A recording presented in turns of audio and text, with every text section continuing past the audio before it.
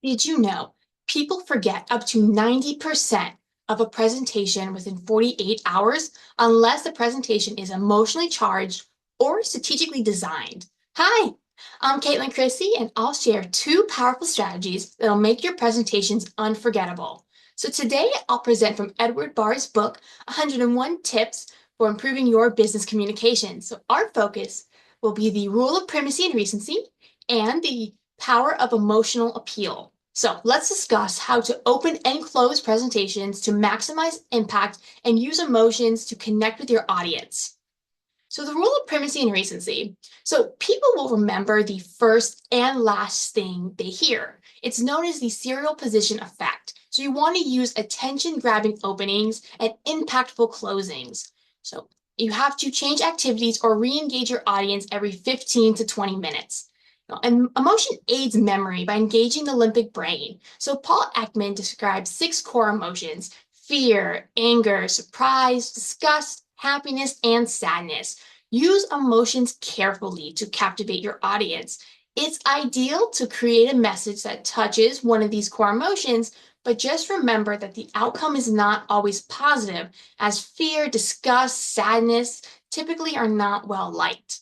So you can have good content, but a bad delivery will make your presentations fall short, and it will not deliver your intended message to the audience. In my undergrad, I had a brand new professor, and unfortunately, their lectures were unemotional and not engaging, and it was hard to pay attention. To be honest, there were a few times I zoned out, didn't really realize it. And they would present like this: if you are an average American in your whole life, you will spend an average of 6 months waiting at red lights. So it's hard to learn and keep focused without that primacy, recency, and the emotional appeal, because they affect how your message will hit the audience. Apple has this iconic 1984 commercial. They used a dystopian themed book, 1984, to create a commercial that inspired their customers to break free from conformity and promote individuality. So they introduced their Macintosh with this tagline, on January 24th, Apple will introduce the Macintosh, and you'll see why 1984 won't be like 1984. It positioned its product as a tool for creativity and freedom, and it drove 155 million in Macintosh sales within 3 months. And to this day, it is celebrated as a groundbreaking example of disruptive advertising. So that being said, it is easier said than done.